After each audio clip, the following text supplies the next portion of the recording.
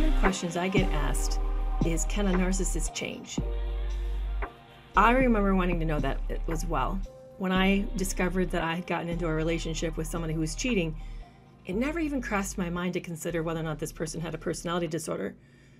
I just started to try to look for everything that I could do to make things different. I was trying to look for a solution. I figured that's what couples do. There's something wrong in a relationship, you jump out, you get help, you fix things. That's what you do, you fix things. I've been a psychologist for 20 years. You fix things. It never crossed my mind that sometimes we're in relationships with people who can't be fixed. So let me explain what I mean. Most of us are under the assumption that personality disorders is a condition, just like being depressed is a condition. That when you have a cold, when you have depression, when you have anxiety, when you have something wrong, you go treat the symptoms. You get into therapy, or you take medication, you see a psychiatrist. You do things that fixes situations. That's what you do. But what if personality disorders aren't conditions? So what do I mean by that? In fact, that's why they're called personality disorders. They're not called a mental health condition. I don't know if you're aware of that, but the DSM-5 distinguishes the difference between mental health conditions and mental health disorders. So what is a disorder? A disorder actually is talking about our personality. Our personality has traits, things about us that are built in. We have how we deal with stress. We cope with when things are outside our control, when we feel insecure. We know how to connect with people, different kinds of people. We're pretty versatile. We have a lot of built-in traits that make us good or not so good at these things. But we usually have lots of them. It's like having a garage that's really well equipped. You have all sorts of tools. You've got the screwdrivers, a Phillips and a regular, and then you have a hammer. Maybe you have multiple hammers. You have all these different things that are in your garage. You have an equipped garage. Imagine our personality is similar to that some of us have a well-equipped personality to deal with all sorts of types of stresses that come up. But not all of us actually do. When you have a personality disorder, that means you have a garage that is not well-equipped. Maybe it just comes with a screwdriver and a hammer, and that's it. That's all you have to work with every single problem that comes up. That might work okay when you're putting in blinds to the house, but that's not going to be really great if you're going to try to build a house. You need all sorts of equipment in order to build a house. So now you're using the hammer and the same screwdriver to every single situation, irregardless of what it is that you're doing, whether it is putting in new flooring, you're trying to hang the cabinets, whatever you're doing, you're using the same type of tools. That's what a disorder is. Personality disorders, and this includes all of them, whether they have a schizoid personality, a borderline personality disorder, antisocial, or narcissistic personality disorder, they have only one or two or few tools, traits, few traits to handle all sorts of conditions that you and I are asked to do every single day to get through life. That's a personality disorder. Now, when you have a condition, you've been diagnosed, say that you get diagnosed with a cold. You run out and you buy zinc. You get your cough drops, you get your nose spray, you get all ready to handle the symptoms of a cold.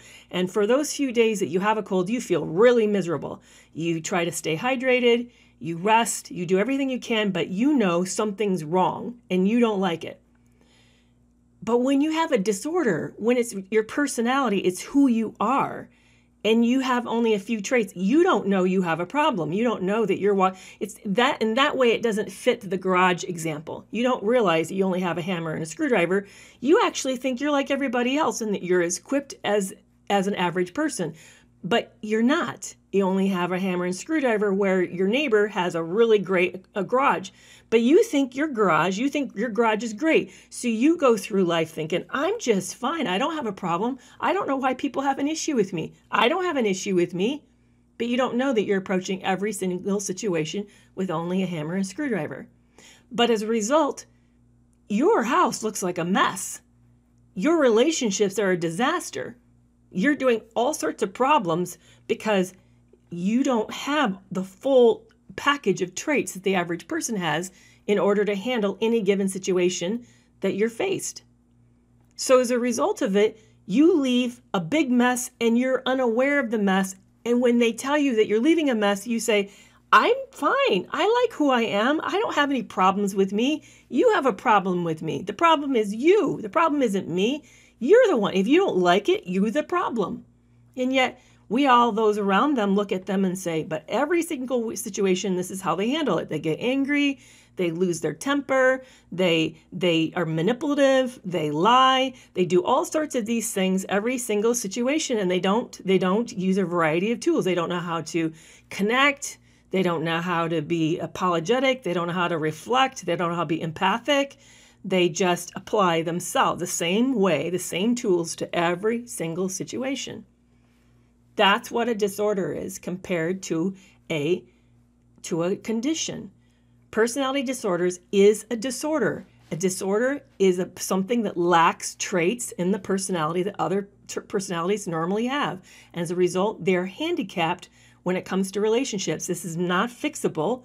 You can't just suddenly you can't go in and say, oh, you know what? This person lacks empathy. Let's just inject empathy into them. No, they lack empathy. For the rest of their life, they're going to lack empathy. That's a personality disorder, which creates a lot of chaos for everybody around them. But it doesn't create a whole lot of chaos for them because to them, they're fine. They don't see the problem. They're doing just well. You're the one who has a problem because you're feeling chaotic by living around them. But let's go back to where I started. I started saying that when I ran into the first problem with my second marriage, I thought, like everybody else thought, we just work harder, it's fixable, we just need some therapy, we need to set new boundaries, new rules, blah, blah, blah. I just thought like normal things. I approached it like a normal situation. The problem is I never once considered, and here I am a psychologist, I never once considered maybe the problem isn't the problem. Maybe the problem is the person is the problem. There's a problem with the personality, and that by applying it the way that I hit every other problem, I'm actually not making it better. I'm actually putting myself at risk, and it's not going to work. And I'm going to only blame myself for it not working and working harder. It never crossed my mind. That's why I love this community. I'm so thrilled that you're joining me here today and that we can talk about these things, because this is how we can help them, but we can also help ourselves. This is how we reduce the distress, reduce the chaos, reduce the destruction that's done to all of us as a result of these conditions. It's a condition. I'm sorry, it's not even condition, it's a disorder. How these pervasive, by the way, why do we use the word pervasive? Thank you so much for Rob for saying that. The reason we say pervasive is because it means it's all the way through the personality and it's consistently being applied throughout their whole life and it doesn't change. That's what it means. It's a stable instability. They're unstable, but they're stably unstable. They don't change. They're chaotic. So let me introduce myself, and then we're going to take your questions here today. But I always like to do an intro as a way to sort of introduce what we're going to be talking about in general. I'm Dr. Kerry McAvoy. I'm a licensed psychologist with over 20 years of counseling experience. And here we hang out together and talk everything related to mental health, and particularly to narcissistic personality disorder. So thank you so much for joining me today. Make sure you like and follow. Also, are you aware that I have a podcast that's twice a week goes up, as well as a YouTube now where you can have all sorts of additional content. The podcast is called Breaking Free from Narcissistic Abuse, and the YouTube channel is the same handle as this channel. So thank you for being here today. We have a couple rules. My mods are here and applying them. We don't talk about my appearance. We also don't talk about politics or religion, because this is it's not the forum. This is a mental health forum. I find it interesting. I did catch the insult that came across by trolls, and it's interesting to me how it's, by the way, whenever trolls troll you, they're already broadcasting to you that they have a personality disorder, because what do you need to do when you don't like what's being said and it's making you uncomfortable? Especially if you're an insecure person who's not very stable, you attack the person. You say they're flawed, as if them being flawed, as if me not looking whatever way you want me to look is going to somehow negate everything I say. It doesn't. It's silliness. But I don't know why trolls persist in thinking that will work. I just don't understand. It's just very bizarre. But here we're going to talk about everything related to mental health. So as much as I am interested in Hoover Dam, which I doubt that I had a massive explosion, but I hope that it didn't. But we're here to talk about mental health.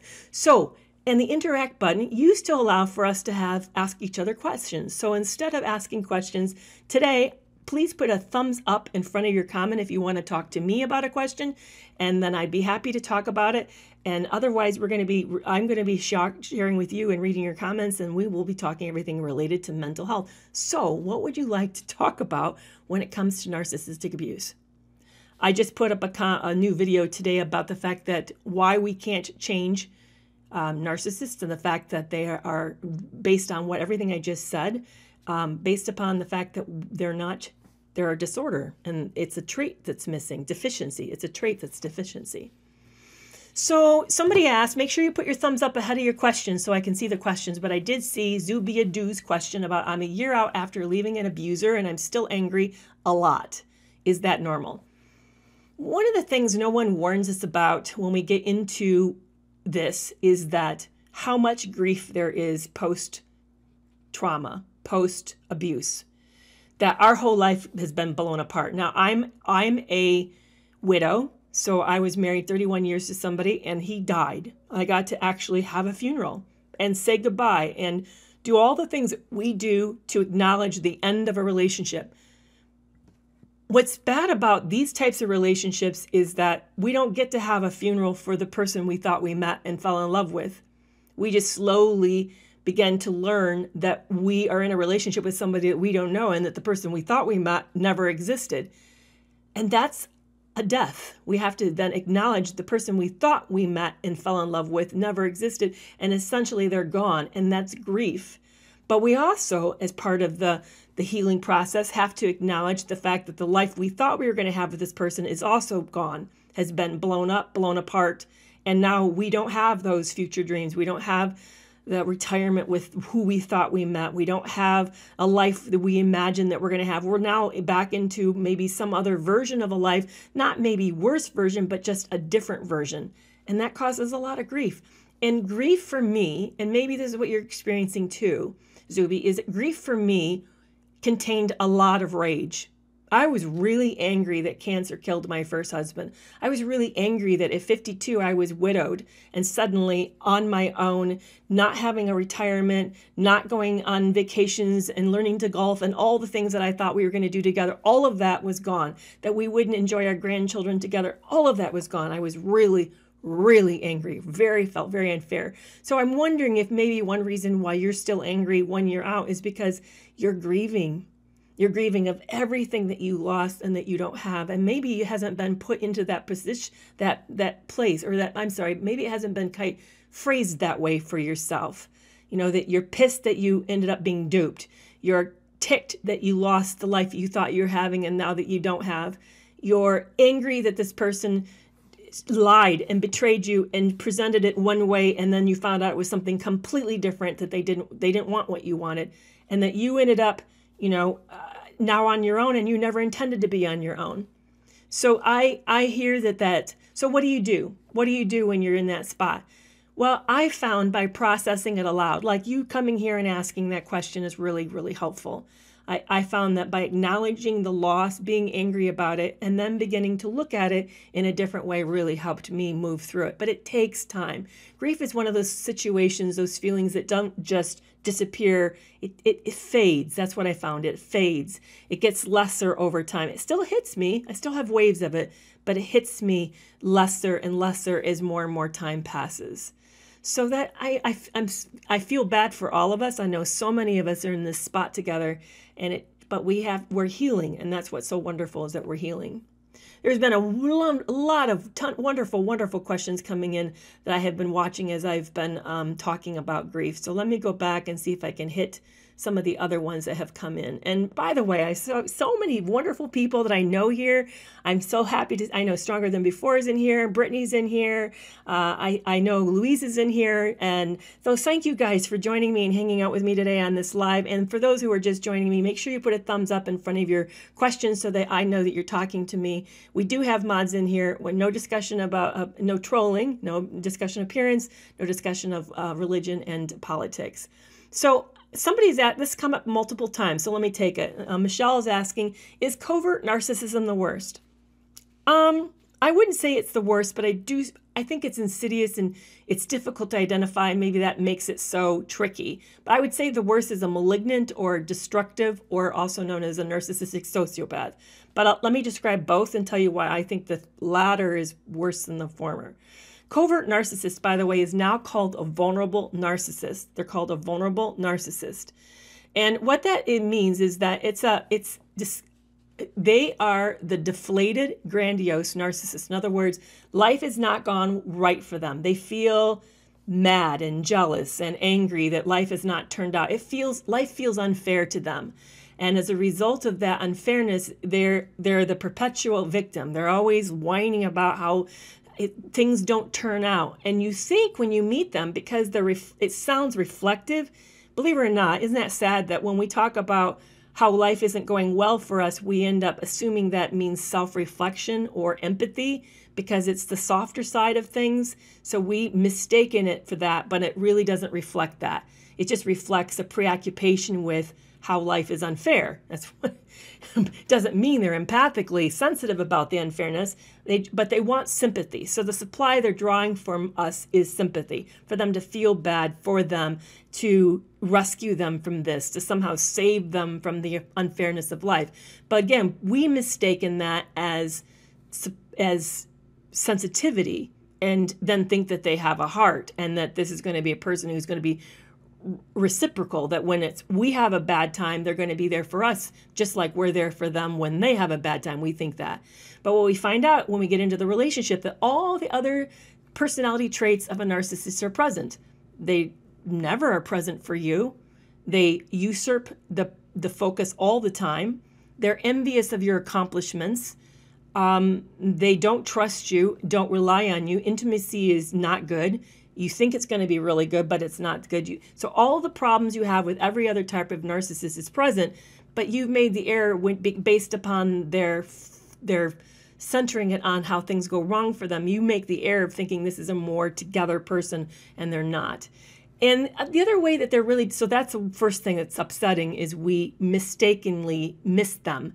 They're very hard to identify. The other problem with them is that they are passive aggressive. They handle their conflict passively. They don't handle it overtly. So they're not in your face.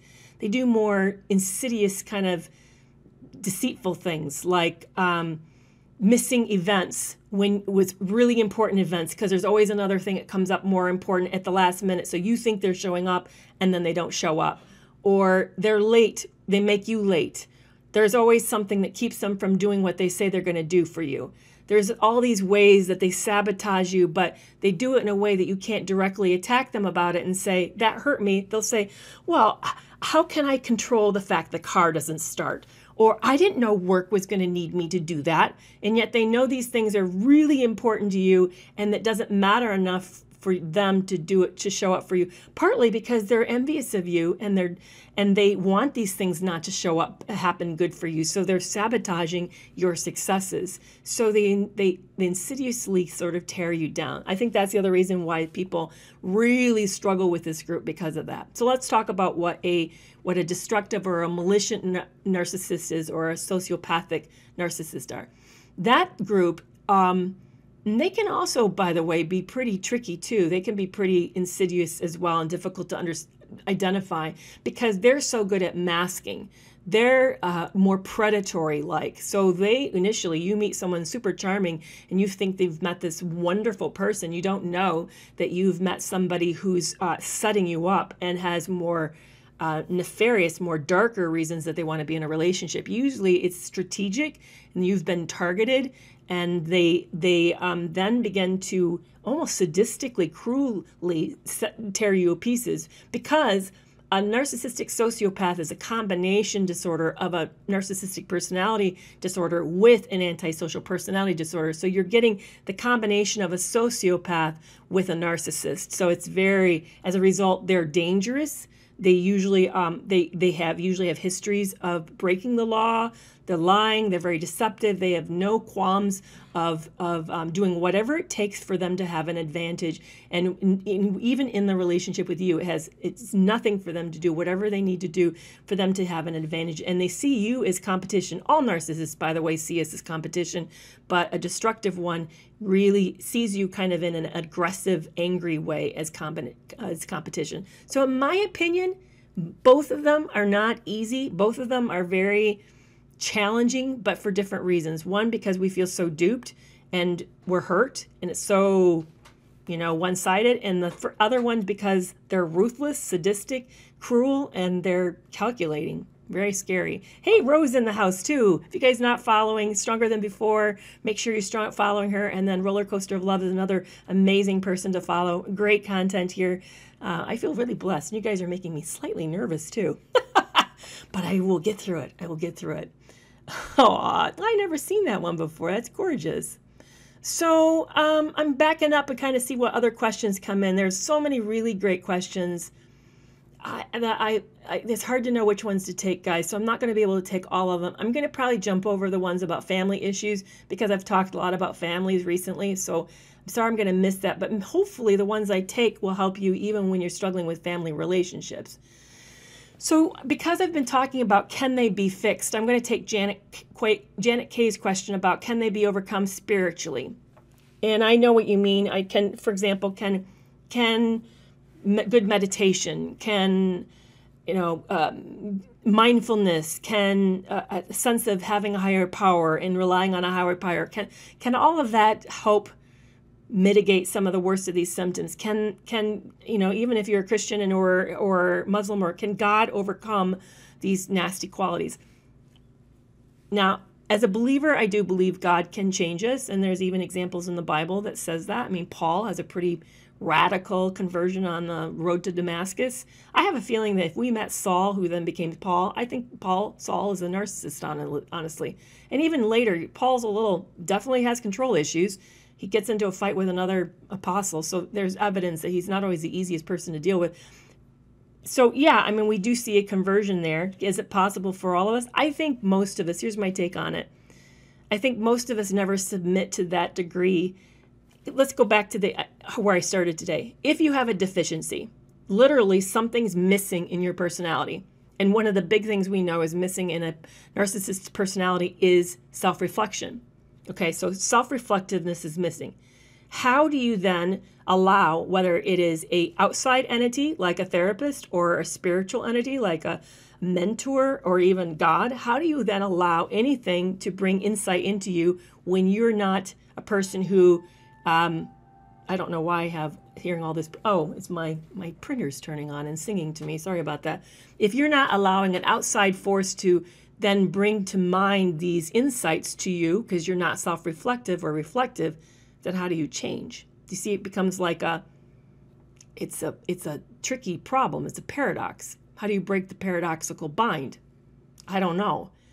Is it possible? Yeah, well, if you really believe and have faith, then anything is possible, but it's going to be difficult. And most people won't submit to it, especially people who have control issues and personality disorders. Most of them have control problems. So that means they have to submit to the expertise of another person. I think that makes it really, really, I think the likelihood is extremely limited. But is it possible? Well, I'm not going to say it's not possible, but I'm not going to bank on it. The problem is, I think we ask these questions because we desperately want to hear that it is possible, so that we then have a reason to keep holding out hope that it will stay. And here's what I realized as I was sitting in that second relationship, realizing I had somebody who's continuously lying to me, continuously cheating on me, betraying me actually treating me like the enemy, constantly making moves as if I was not trustworthy. I kept hoping there would be some profound change that would happen that would make everything different, that then I could persist in the relationship. But here's what I forgot. I forgot to ask myself, does this person make me feel safe? Do I feel like they have my back? Or am I constantly supervising everything they say and did? I was thinking about that today. This morning I started out and I was doing yoga. Back when I was in that marriage, I always did yoga in the bedroom in this person's presence. Why? Because I couldn't trust him alone. Why? Because then I knew he'd be on his phone contacting a girlfriend or sexting somebody. I couldn't trust him. He would take any opportunity to be up to no good. So I literally had to stay with him 7 days a week, 24 hours a day. But here's the other problem. Doing yoga in front of him was a problem. Because why? Because I couldn't trust him to be good about me. He was critical, snarky, insulting, contemptuous. Why in the world would I want to do a downward facing dog with somebody in the room like that? Talk about infringing on my ability to take healthy steps for myself. I felt constantly under pressure and supervision, and I felt not safe ever. Is that good? Is that the basis of a relationship? No. I forgot to ask myself these questions. I got so persistent on not wanting to have a ding of having a failed relationship on my record that I failed to ask if this relationship was healthy for me, if it was good for me, if it was making me more of a person and building me up. I forgot to ask these questions. It was not. It was destroying me. I couldn't. How can you build a relationship with somebody that you can't even trust alone for 30 minutes that they weren't going to be into something they shouldn't be in? That's not even an adult. That's a child. That is like living with a 3-year-old, not living with an adult. Then how can I commingle finances? How can we ever set long-term goals? How can I ever trust him with... We even had help in the house and he was starting to move in on the house. I couldn't trust him with anything or with anybody. And that's a makeup of a relationship. I want that relationship to work. I'm sorry. Any of that to me is automatic failure. That is a person who never married you in the first place. I wasn't married. He didn't make those vows to me. I made them, but he never made them back. Do you know what he asked me? He told me a year into the marriage. This is a year into the marriage. He said to me, hey, by the way, English is a second language, so he doesn't always say the right words. He said, I realize that I need to practice celibacy. I'm thinking, celibacy? We're married. That doesn't go really great over celibacy. He goes, what I mean is that I'm going to only think about my wife sexually and no one else. What? What? There's no monogamy? Not even in your thought life? You're not even giving me monogamy? That's not a commitment. No one made any commitment, no vows, no nothing. But that's what happens when you get into the relationship with toxic people. We get into relationships with people who are literally using a different language. They have a different value system. They have a different base trust level. They won't plan to be intimate with you. They are deficient. They are deficient. And these deficiencies can't be fixed. They can be compensated for. I put nails in my walls without a hammer by using an iron one day. Do you think that was a very straight nail? Do you think I could nail very many big things into my house? No. Yeah, you can find workarounds. They're not going to be good working arounds, and they're not going to be as efficient. And certainly not going to be, you can't do as much as you could have done had you had somebody who had a properly equipped garage in your house. But it's possible. It's possible to compensate for the deficiencies, but they'll always have the deficiencies. Always. And you're right. Some of you just said you can spend the rest of your life learning to compensate with that person's losses. But it means this is what you'll be living without with. I can tell you what you'll be living without. You'll be living without anybody that when you're having a bad day really has your back. They will not have your back. You'll be lonely a lot. You'll be living with somebody who, when it comes to growth and having insight and really making big changes, they'll talk a good game, but there is no authentic action on it. You're going to be living with somebody who gets bored really fast and jumping from thing to thing to thing to thing. So your life is driven by rather constant chaos and change. Yeah, it's a very lonely and isolated existence. So yeah, you can want that for whatever reasons. If there's other resources you're getting, I don't know what that would be, that seems worth it enough. Yeah, okay, maybe. But I'll tell you, that's not what I want. What I want in a relationship is I want someone who's all in, who's stable, who has my back, who really knows how to show up for me as I know how to show up for him, and someone I can trust, really trust. And that is not someone with a personality disorder. It's not. It's not. Very sad, but very true. So for those of you who are just joining me, let me introduce myself again. And then I also want to tell you about upcoming webinar. I'm Dr. Kerry McAvoy. I'm a licensed psychologist with over 20 years of counseling experience. And these days I primarily do narcissistic awareness and promote and do this, but I have a webinar coming up I'm so excited about. So you know that confusion you have, you don't know if you stay or go, or even after you leave, you still find yourself preoccupied with that person and you can't make sense, you can't break the confusion. That's called cognitive dissonance. I know it's a weird name and it doesn't really describe it very well, but that agony, that confusion, that stuckness you're feeling, that's cognitive dissonance. A leading expert in it, she also, like us, had been in a narcissistic abusive relationship. She's coming to be interviewed. I'm so excited, guys. She wrote the book, Why Can't I Just Leave? Why Can't I Just Leave? Her name is Dr. Kristen Milstead. And we're Lisa, Bree, I'm trying to think of Lindsay, myself, and Manjeet Rupai. So 5 content creators are going to be interviewing her on August 18th. We're going to be asking her your questions, things that we know that you ask us in lives. We're going to be asking her questions. And then for the last 30 minutes, you can post your questions through a chat and ask her your own questions. So if we miss something, then you can follow up and bring it up at the end. It's going to be an amazing evening.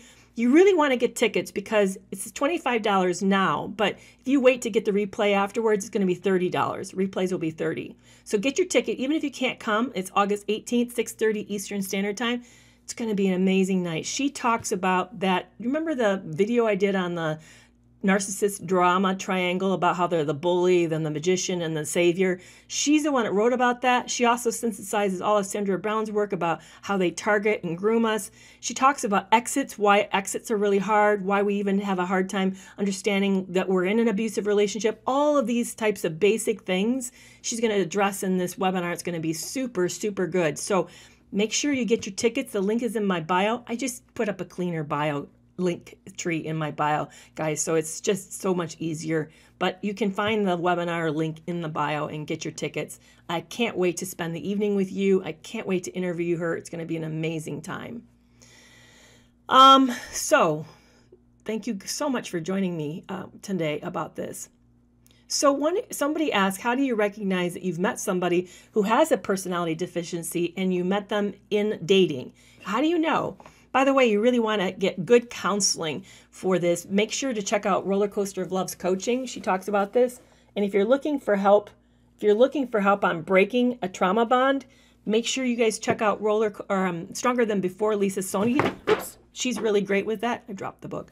But yeah, make sure that you check out both of them if you were looking for coaching. They're both really, really great. Yes, Louise, I don't know why you're struggling to book the webinar. I won't let you text me afterwards and I can get you a different link. Check the link again in my bio and make sure, because it's new. I just revamped it yesterday. Let's see if it is better. If you find, let me know. Come back and let me know, Louise, if you're struggling with it still. So how do you know if you met somebody who's not really who they say that they are? How do you know when you meet them in dating? It's hard. I'm going to tell you guys up front, it's hard. That's why most of us urge you guys, take your time with getting to know someone. Take your time. Time is the enemy for them. They do everything they can to build fast rapport. They use, actually, it's been documented, they use cult leaders programming, cult-like programming. They do excessive eye gazing. They'll have a certain phrase or a certain thing that they do as a way to build hypnotic suggestions to remind you of good times or warm feelings. They'll say the same thing over hypnotically. I'll tell you what mine did. This is what mine does. And he did it with everybody when I got to look into his phone backups, which he gave me access to, which isn't that fascinating. But what he would do is he would take the best photos of him and you or him and me or other people, whoever he was with, whoever he's trying to build a sense of connection and rapport with. He would take these selfies, and then whenever things are a little rough, he'd send the selfie out over and over, like over repetitively, lots of times. And then he would say things like, remember this, wasn't that a good time?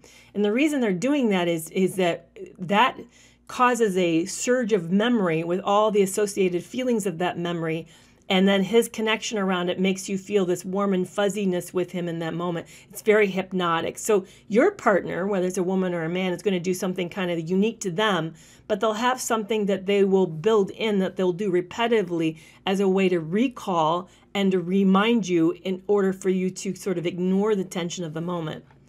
They tend to be controlling. So watch for signs of controlling. It might be excessive talking, like they really kind of hold the conversational floor. They might do a lot of bragging. They might be that they always have the solution. They might insist on showing you some kind of courtesy and call it chivalry or, taking care of you. They'll have something, but it's really a way for them to sort of manage the relationship and take charge of it.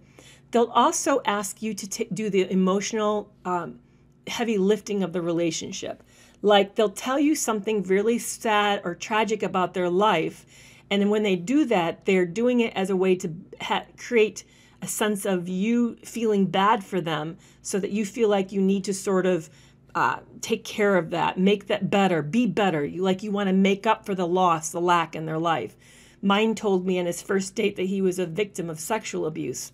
What man do you know? I mean, there's nothing wrong with men confiding in women. I don't have a problem with that, but I was a stranger. He only knew me 2 weeks of limited texting. This was literally our first meeting, and you will find that's too soon, too much too soon. So it's not that the information was a problem. It was the context was the problem. You'll also find that they will tell you what other people did wrong as a way to tell you what they expect from you. So they'll use their past relationships as a way to give instruction, whether you realize it or not. Like they'll say it's always the partner's ex's problems. The reason the relationship failed is because the ex was crazy or difficult or whatever. But they also then will tell you how. Like he said, this one wasn't truthful. This one put her friends above me. This one gained too much weight. And what you're hearing is, don't get fat. Don't have other outside relationships. And by the way, I better be upfront about everything because that's going to be threatening to this person. So they do this as a way to sort of manipulate us into limit ourselves, into being smaller so that we're more pleasing and more under their control. So watch for those things. Here's another big tip, 2 big tip-offs that I want to warn you about that were sheer signs of failure for me that I ignored. One was he limited my ability to see him in his life. I didn't get to meet friends. We didn't go out as a group. I didn't get to meet family for a real long time. Never got to meet all of his children. He really kept, everything we did was just us only. And what happens, I didn't meet really coworkers or his supervisors. It limits my ability to know what this person's like in other settings with other people. You want to see them in multiple settings, in different type of relationships, so you know what they're like in under different circumstances, under different kinds of stress. So if you don't get to see that, then you're really seeing a very limited slice of this person. It's not actually a very fair representation of what they're like everywhere. So see them in different settings. That gives you a lot of good information. The other thing that I didn't, was another red flag, and I missed this red flag. I'm trying to think of what it was. I had it for a second ago. Yeah, it was, he didn't get to see his other relationships, and shoot, I'll think of it. I know I'll think of it. Yeah, they want to keep things really private. My person didn't have social media accounts. I should have seen that. I mean, it's problematic in whatever way. If you have somebody who does nothing but hang on social media, that's problematic.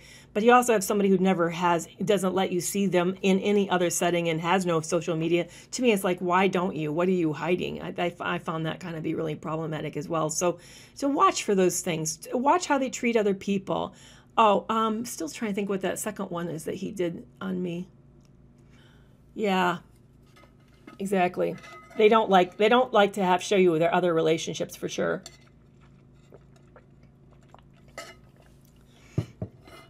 So I'm reading some of your comments. Yeah, it is interesting how many of, isn't it amazing to me? I end up thinking, what is there a some sort of handbook out there that they all get and read? I find that shocking.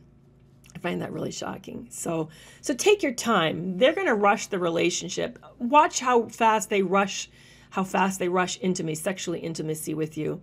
They will rush it really fast and put it right up at the front. And the reason they do that is because obviously it's a very powerful experience. It's very connecting. It creates rapid feelings of intimacy. You haven't had time to get to know them, to build intimacy with them, but it creates almost pseudo intimacy. So really watch the rushing of that. And also the reason they do that is because they can sabotage it. They can get you into positions of maybe being compromised, like getting pregnant or other things that could end up trapping you so that you feel like you have to stick it out with them, because now that you have these connections that you wouldn't have otherwise maybe stuck out, but now you do because they're there. So be really careful about that. Yeah, and the other thing about the love bombing, when you get to see them with other people, you get to see them under different situations. You get to say, oh, when they're at work, they're like this. That's not how they are with me. Or, oh, look at how they're fighting with the family. That's not how they are with me. So you get to see them in these different settings that are stressful. So you get to see them under different conditions, and it shows different sides of their personality. So really watch. If they're limiting that, then they're limiting the amount of information you're getting back. So that can be really helpful to have all of that. I'm trying to watch what other kind of questions you guys have for me today. And if I think about the other red flag that I missed, I will make sure to bring it up. I know that when I got done at the end of our first date, and our date was a whole day. He flew in, and then he spent the day with me. I remember feeling like so much was a check, that we hit on so many things that were similar. What I failed to realize is that can be mimicked. It can be mirrored. Oh, there it is. Thank you. One of you said it. Boundaries. The second way to watch whether or not you met somebody who's dangerous is set a boundary and then watch what they do with the boundary. So let me tell you a very vulnerable boundary I set and what happened around it. So when we're getting ready for the second date, I told him that I wear wigs because I have a considerable, significant hair loss. I hadn't told him up to that. To me, it's not something you lead with a first date. That's something you wait till you get to know somebody. Now I've come out and it's in my book and I write about it, and I'm pretty open. I even wear different wigs, so it's not anything I'm hiding at this point. But at the time, I wasn't really sharing that openly. I was still trying to get used to the fact that I was a woman with a significant hair loss. He replied that if I didn't let him see me without a wig that first date, then we were a no-go.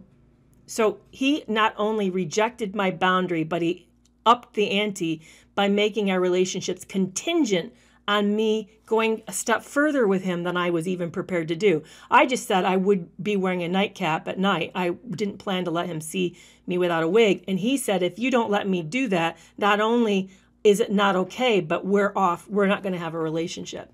So watch for that. Watch for these sort of pushing, this disregard of your boundaries. What I would do with them, I would set a simple one early on and talk about that. Like, for example, maybe your boundary is don't call me before 10 a.m. or wait until after the work hour, or don't call after 9, or whatever it is. Set an easy one. Set a one that's not big deal to you. And then watch what this person does with it. Do they handle it? Do they respect you when you set that boundary? Or do they put their little teeny toe over it and see what you will do? By the way, that's what they're going to do. They'll just slightly, if you say don't call after 9, they'll call you at 9:05 and then see what you do with it and see if you let it go. And if you let it go, then they know they can push the next boundary and then the next boundary. Yeah, somebody just said they wouldn't let you post on social media. See, there's a boundary he's setting with, or she's setting with you, or they are setting with you. What I would do is to say, no, I'm not comfortable with that. I have relationships that I maintain on social media, so I intend to continue to post. I'm not for sure how you'll handle that, but this is an important part of who I am and what makes me up. So, but watch, it's going to be not a big breach. It's going to be a teeny breach that's going to you make you feel like it's a no big deal. So it's easy for you to overlook and let go. But let me tell you, if you let it go, They don't know that they can compromise you, and they'll compromise you on a bigger thing and make it harder. So yeah, watch for that. Don't let them. Those are the things that when they ask you to change and shift. See, some of you are giving me really great examples, like not letting you wear makeup, not letting you post on social media. Those are things that they're basically saying it's your job to keep this person happy. And the way to keep this person happy is that you have to make the changes. You have to adjust. No, by the way, do you think they would adjust for you? Absolutely not. Absolutely not. In fact, they would tell you straight up, if you want this relationship, you have to take me as I am. This is who I am. Yeah, this is another one. Somebody said they did a spooning position that felt suffocating. Mine did too. Mine would crowd me into an intense hug and keep me in a bear hug all night long. And as a postmenopausal woman, let me tell you, I was drenched. I sweat drenched every night. I hated it. I don't want to be that tight and close to somebody every day, all night long, and wiping sweat off my body. I mean, come on. So yeah, see, all of you are giving me great examples of how they ask you to become less than, smaller, take up less space, be less impactful, if you can't be fully yourself, then you are not safely in a relationship. But test them with a boundary. They won't accept a boundary. They will push it in one small little teeny way and then see what you do. So you need to be prepared to say, I know it's 9:05 and I can't take calls after 9, and this is what they'll do. But it's 9:05. It's just 5 minutes. You can't take 5 minutes on the phone call, 5 minutes past the time you say, really? It's not a big deal. Why are you making such a big deal? And there's your moment. Now you're faced with a choice. You either will hold or not. And one reason we don't hold is that we know that if we hold, the relationship probably is over. It probably is a deal breaker. But you know what? If a person really respected you and cared about you and cared about your feelings, they would say, oh, I'm sorry, you're right. Let's hold it till tomorrow. I'll call you tomorrow. Anybody who doesn't do that is not worth your time. They are not worth your time. They are asking you to be who they want. They're making you into an object. They're not respecting you, and they're not seeing you as fully you, fully human. So for us, learning to show up, learning to take our space like this helps us protect ourselves better and make sure that we're in relationships that are deserving of our time and energy, that make us more, not less. We want to be more, not less. I need to end this because I'm hopping over to YouTube right now. It's going to be a replay of Ro and my live last week. Her and I did a joint live together. So it's going to be premiering in literally 2 minutes over there. So I'm going to go over there and hang out and chat with anybody who wants to show up. But it's YouTube at the handle of Kerry McAvoy, PhD. So I can't wait to see you guys over there. And I will go live again on Thursday and hang out with you then. Thank you so much for joining me. This has been awesome. Really great time with you today. So I'll see you on Thursday, or I'll see you over on YouTube. Bye-bye.